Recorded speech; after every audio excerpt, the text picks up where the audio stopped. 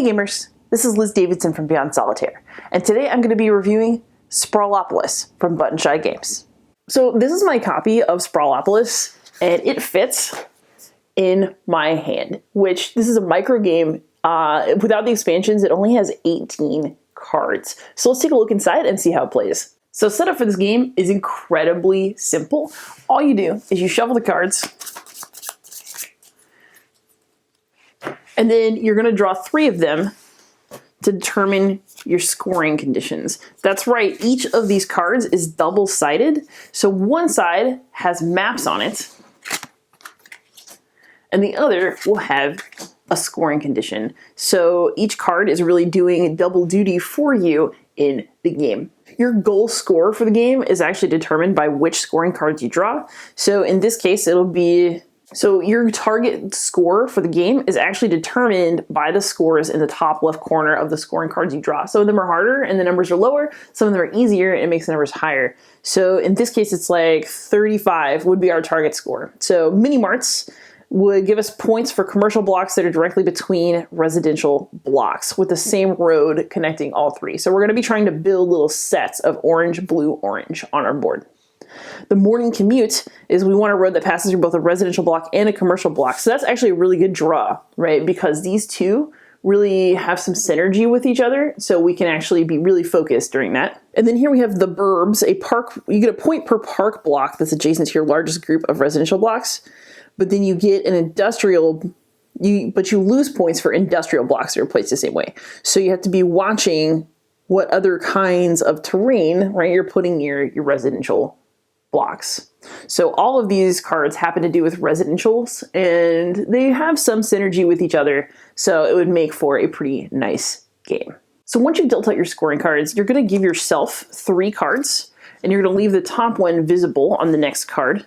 So you can see your 4th card coming, and then you're just going to play a card and draw a card until you run out of cards and you have a complete city. Then you score. There are a few things that you have to pay attention to while you're doing that.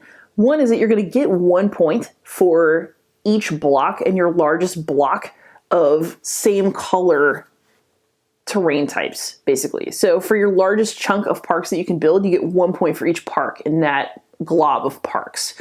And the same thing goes for commercial, industrial, and residential areas. The other thing you gotta watch out for is you lose a point for every road. So this card has already got 2 roads on it. 1, 2. So you have to be very careful about how many little dead ends and extra roads you allow to spring up all over your board, because you're gonna lose points for those. The other thing that's kind of fun about this game is placement. So once you've placed a card down, you can't do too much to it, but as you draw new cards and place other ones down, you can do stuff like overlap. So let's say that I wanted it to be like this instead.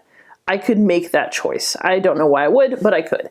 So basically, as long as the cards remain horizontal, you can choose to place them up next to other cards in different ways. So you can overlap, you can place them next to, under, completely under. You have a lot of different options for how you want to place your cards. One thing you cannot do, however, is rotate it by 180 degrees and then try to place it this way. That's a big no.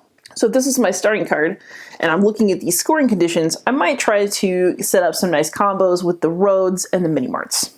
So for example, I might choose to put this blue here. Then I'm going to draw another card to kind of see what I'm working with.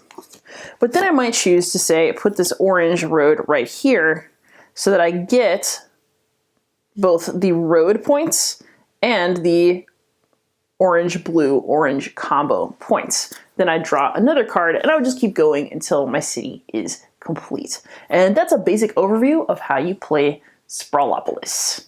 If you really like Sprawlopolis and you want more, then you can also pick up the Beaches expansion, which kind of limits you by putting a coast along one side of your city. And you also have Rectar, which I always think of Rugrats like Reptar. Maybe that's on purpose. But a 1-card disaster hits Sprawlopolis, so you get some extra challenges from the Rectar showing up. So now for some final thoughts. First off, I want to say that Sprawlopolis is an excellent game. And one of the things that makes it so special is that it really fits a lot of game into that tiny 18-card package. One of the things that constantly surprises me when I play Sprawlopolis is just how much choice there really is in the game. It never ceases to amaze me just how many decisions you have to make every time you lay down a card. You have to pay attention to how many roads are on the card, how those roads connect with other roads, whether we're looking at a residential or a commercial or industrial area, how things are going to work in terms of scoring for your zones where you have the most of each type of city block. And then on top of that, you also have to be keeping track of your scoring conditions, which not only give you positive points, but sometimes give you negative ones. So you're trying to both build towards a good score and avoid possible penalties. So even though all you're really doing is playing a card and drawing a card, there's a lot going on, and I love it. One of the other things that impresses me about Sprawlopolis is its sheer efficiency. So even though you're sitting there making all these decisions, the game itself is super portable. It's easy to learn, but hard to master. And even the cards are doing double duty for you, because on one side they are map cards, but on the other they are scoring cards. So the amount of effort and precision and balancing that went into distilling a game as difficult and brain-burning as Sprawlopolis into 18 cards is mind-boggling. And yet this is a game that fits in my backpack and that I honestly carry with me everywhere in case I have time for a game at lunch. And on top of just how efficient it is and how many decisions it manages to pack into just 18 cards, I really just love how hard Sprawlopolis is. This is one of the few games that really gives me bad analysis paralysis, which I'm kind of glad I play it solo. But every single decision I make in the game gives me this really fun, sort of agonized feeling where I'm constantly fretting over where I put stuff. And, I sit there and I look at the cards for a really long time and I like twist them around and try to figure out where they're going to fit. And this has happened over the course of many, many, many plays. So what that means is that this game has managed to be challenging for me and to stay challenging for an extended period of time. And I think a lot of that is because the scoring conditions are different every game, so it has a lot of variability. And in addition to that, the game is just tough because you have to balance so much. That said, I do have one major quibble with Sprawlopolis, which is that for all of its efficiency and its tightness, there are a couple of scoring conditions that, in my opinion, straight up contradict each other, and you have to switch them out in order to have an enjoyable game. So one particular combination that makes me crazy is the combination of the Go Green scoring goal with the Concrete Jungle scoring goal. So in order to score for Concrete Jungle, you have to place industrial blocks so that they are essentially diagonal to each other. But in order to do that, you have to place a bunch of industrial blocks. However, if you combine that with Go Green actually rewards you for every park that's in your city, but then takes away points for every industrial space that is left in your city at the end. So if you have one scoring condition that encourages you to place industrial blocks and one that discourages you from placing industrial blocks, what do you do with that? And most scoring conditions don't have this sort of bad synergy. And if I draw this combination at this point, I just draw a different scoring card. I don't care. I'm not playing that version of the game. But one thing I will say about Sprawlopolis is that for all of its elegance and efficiency, there are a couple of places where things don't quite fit. And for me, that happens with scoring conditions that kind of go up against each other in ways that don't work, at least in my opinion. The good news is that's a really easy quibble to deal with. You just shuffle the cards and draw some different scoring conditions and keep going. And everything else about this game just really impresses me. I never expected a microgame to become such an essential part of my collection, but Sprawlopolis is really a game that I carry with me everywhere, that I've played repeated numbers of times, that I still find interesting and challenging, and that I love showing to other people. It's one of those games that's really become part of my life as a gamer.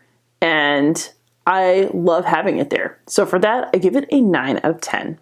A Dice Tower Seal of Excellence. Happy gaming. Thanks so much for watching another Dice Tower video. If you enjoy our videos, subscribe to the channel for more fun, comprehensive board game coverage. Also, consider joining us at one of our events. Come to Dice Tower Retreat, a small, intimate gathering where gaming is king. Join us for Dice Tower Cruise, the largest board game cruise. Attend Dice Tower West in Las Vegas for gaming fun on the West Coast, or Dice Tower East in Orlando in sunny Florida. Dice Tower Conventions, the friendliest gaming conventions on Earth. I'm Eric Summerer, and you've been watching The Dice Tower.